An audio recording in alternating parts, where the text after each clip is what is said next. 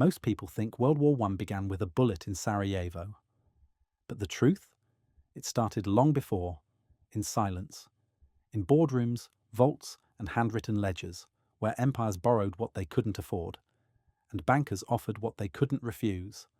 This wasn't just politics or pride, it was profit, because behind every soldier marched a debt agreement, behind every alliance, a balance sheet. And in 1914, one hidden bank deal set off a chain reaction that would drown the world in blood and compound interest.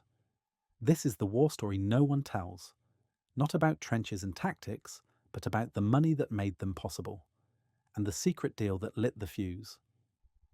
Wars are rarely started by assassins, they're started by accounts. Before a single bullet was fired in 1914, the real arms race had already begun, not in trenches, but in ledgers. From 1900 to 1914, Europe entered an age of quiet escalation. Military budgets ballooned, steel flowed into cannons, iron into dreadnoughts. But the real fuel wasn't ambition, it was money. Governments didn't pay for war with gold they had. They borrowed against gold they hoped to earn. Central banks issued loans. Private financiers underwrote bond offerings, and nations across the continent signed IOUs for a conflict no one had officially declared. France, fearing German aggression, poured billions into Russia. On paper, it was infrastructure investment, railroads, factories, communication lines. In practice, it was preparation, supply lines for soldiers, steelworks for shells, telegraphs for orders. Britain, meanwhile, funneled capital into its naval expansion, aided by discreet support from its most powerful banks. The Royal Navy wasn't just a matter of national pride, it was a credit-backed empire afloat. Across borders, the books were being balanced, not with peace in mind, but with escalation on the horizon. Each alliance wasn't just diplomatic, it was financial. France's bonds tied them to Russia. Germany's loans locked them into rapid militarization. Every side had already bet on the coming storm, so when the Archduke fell in Sarajevo, the system didn't hesitate. It snapped, because the war machine had already been financed. The factories were ready. The funds had cleared. The only thing missing was the spark. Europe wasn't a powder keg.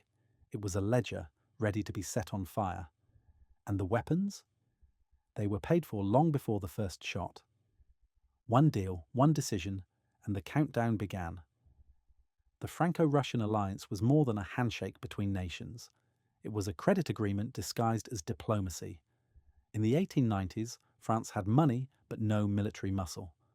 Russia had manpower but no capital. So they struck a deal, billions in state-backed bonds, issued by French banks and underwritten by patriotic savers who believed they were securing peace. In truth, they were financing the next great war. Hidden inside the fine print was a clause, a quiet condition, that Russia would use that money to militarize its borders against Germany.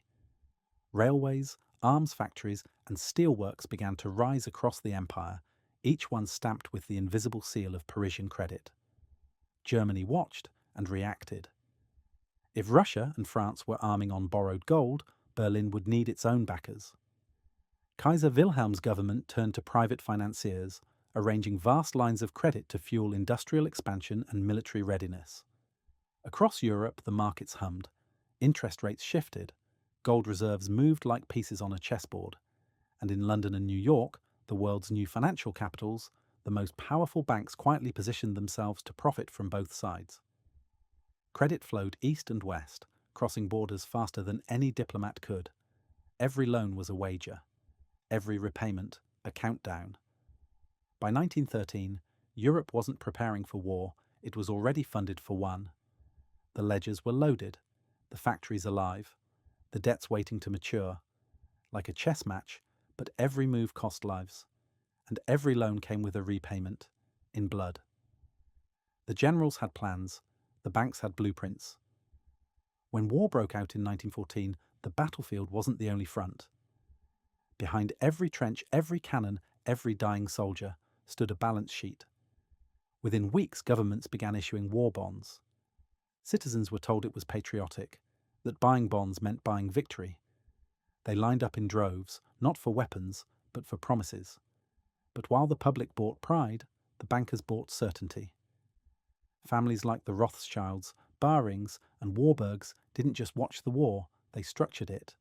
They coordinated transnational loans, moved gold across borders, and ensured that no matter who won, the debts would survive. In London and Paris, central banks slashed interest rates, not to help civilians, but to keep the war machine liquid. Credit had to flow faster than bullets.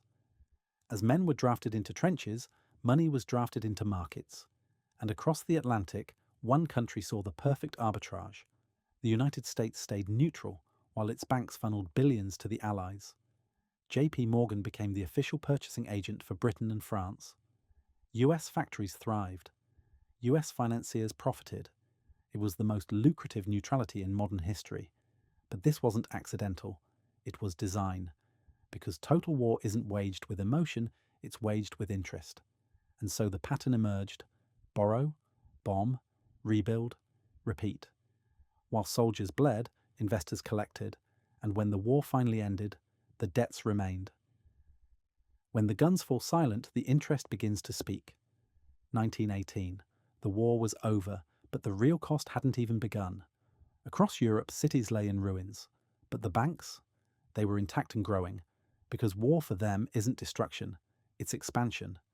Every borrowed bullet becomes a long-term payment plan. And now the bill was due. France and Britain were drowning in debt. The US, untouched by battle but enriched by loans, emerged as the new global creditor. The Federal Reserve, once just an experiment, now steered the financial winds of the West. Then came Versailles. While politicians debated borders and punishments, the bankers set the terms. Germany was handed a bill not for battles lost, but for debts imposed, reparations totaling 132 billion gold marks, an amount designed not for payment, but for collapse. And so it began. Germany printed money to pay the unpayable. Hyperinflation swallowed the economy. Bread cost billions. Savings evaporated. Extremism found fertile ground in empty wallets. Meanwhile, French and British banks turned back to Wall Street. They borrowed more to pay what they owed. Europe wasn't rebuilding, it was refinancing. The war had ended.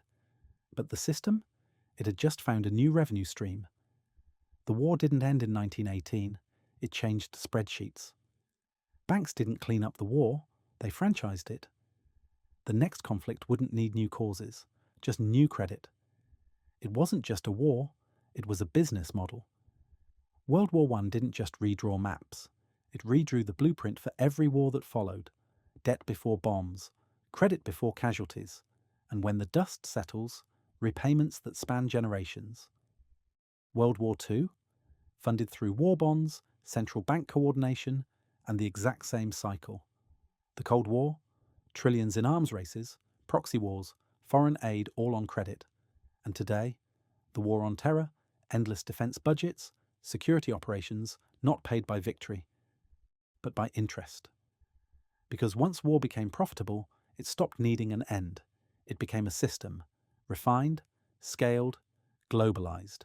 The names change, the borders shift, but the machinery, unchanged since 1914, citizens are told it's for freedom.